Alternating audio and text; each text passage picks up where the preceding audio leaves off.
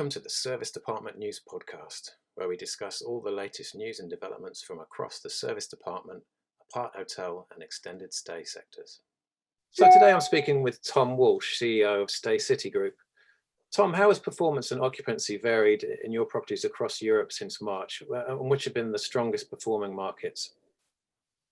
We've had very significant differences in occupancy performance across the estate, with some of them being very full due to our pivoting towards more residential type stays, and others which are highly dependent on business travel and leisure travel suffering significantly. I think at the top of the table are some of our buildings with larger format apartments, such as our oldest building in Dublin, Augustine Street, one in Liverpool. The two provincial French cities that we're in, Lyon and Marseille, have done quite well. Middle table, I guess not zone 1 in London, but the other zones in London have been kind of mid-table. And then dragging up the base of the table really have been Venice and Disney in particular, and Central London, our Covent Garden property. So they've been the poorest performers. Okay. But a big wide range, really, from around 20% occupancy to close to 100. So a very, very big range there. Yeah. And you've recently announced a major refinancing package. Does this mean that your growth plans are more or less on target now, or do you think there will be any delays? I think we're watching this space, really, George. We think in the long term that our growth plans are intact. So over the long term, we would still like to forge ahead and get ourselves to 15,000 keys trading. I think without a shadow of a doubt, that did rely on new investment into the service department of part hotel space. We've seen this year no new investment. To hit those targets, we would have had a continuous stream of new signings this year, and that hasn't been the case. We would also, I guess, have expected to see a continuous stream of signings next year, and I think the range of outcomes next year is very wide indeed. It could be more like a normal year from mid-year onwards, or it could still be a very investors could still be very cagey and very conservative. So I think there's at least probably a year and a half of a pause into our growth plan, and I guess that will cause a 1.5 year delay on the buildings being built at the very least. What we don't really know yet is whether new opportunities in terms of buildings that are already under construction, maybe, where the tenants are no longer considered to be reliable tenants, because they haven't, unfortunately, survived the COVID crisis. We're not sure whether opportunities will present under that heading yet, but still too many, the number of potential outcomes is still very wide, I think.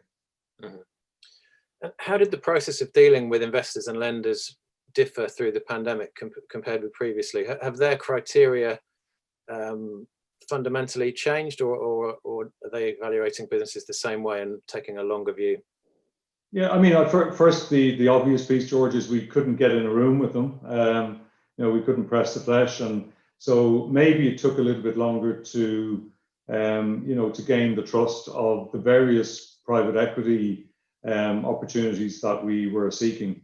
We appointed Investec Bank here in Dublin and their London office as well to assist us with the equity raise, and the normal procedures were followed. So we did our management presentations to the long list of private equity, and then we received quite a considerable number of term sheets, which was quite a good boost to the management team in Staycity. And then we narrowed those down to a few preferred, and in the end we went with ISIF for a few reasons.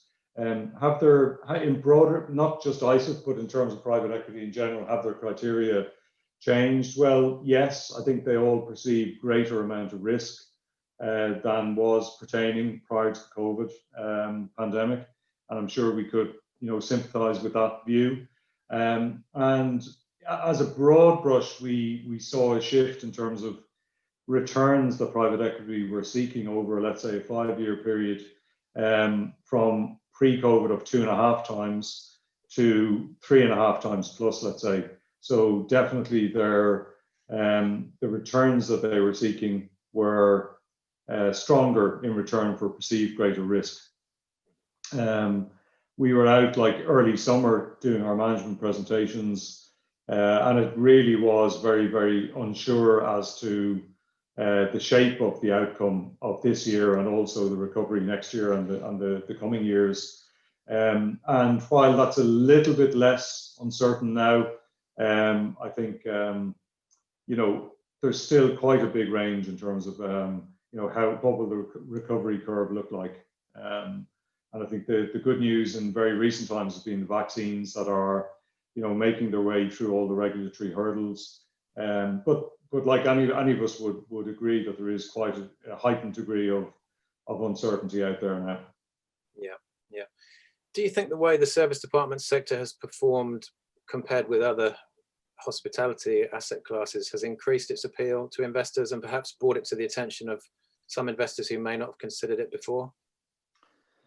It must have, mustn't it? I think we were able to point to a 30-point RevPAR outperformance versus the hotels that we normally measure ourselves against in the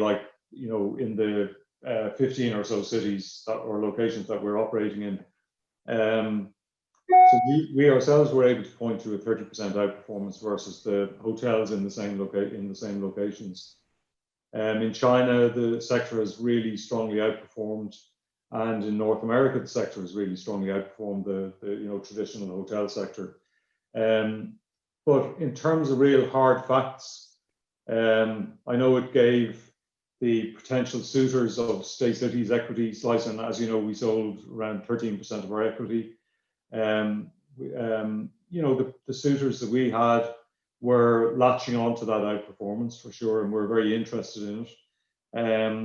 A little bit more circumstantially, I guess, there's a heightened degree of LinkedIn activity from people who would be traditional hotel investors looking for service department solutions or apart hotel solutions. So I think it's early days. I think everybody is super cautious, but I would anticipate, certainly from the early knocks we're getting on our doors, that there would be a pivot away from hotels to some extent in favour of apart hotels and service departments. Yeah. You touched earlier on how the relationship with ISIF came about. Do you think the fact that they are a sovereign fund will mean they have a different approach from other private equity investors? Do you think they'd be a longer term partner than perhaps some others? This was what was really super interesting to us in terms of selecting ISIF, rather than, and they selected us obviously, so it wasn't just a one-way flow of information or a one-way decision. But our choices were private equity in the traditional sense, or ISIF being a sovereign fund. While their commercial terms were very, very simple, were the same essentially as the other opportunities that we could have harvested. I guess the beauty for Staycity of ISIF, there's a number of specific advantages. One is, well, they are patient capital. We do see them as very long-term shareholders in Staycity, very long-term partners. And in the agreements that we have with them, there are no milestones that we have to hit in terms of realization events or flotation events or lock, stock and barrel sales of the company or anything like that. And that gives us the runway we need, to navigate this uncertain time, and then to, forge ahead with our longer term expansion plans. Private equity was looking for between 3 and 5 years from now having an event, and in the more bearish scenarios, even 5 years from now, we'll be just coming out, getting back to 2019. in the more bearish scenarios. So to try to conceive of putting ourselves up for sale or raising new equity to replace the private equity that we took on in 2020, that would make us a little bit uncomfortable in the good news will look after itself. If there's a real bounce in the business, that'll look after itself. But in the more conservative, views of the world, that would make us a little bit uncomfortable. And I think there's also a significant additional advantage for Staycity in that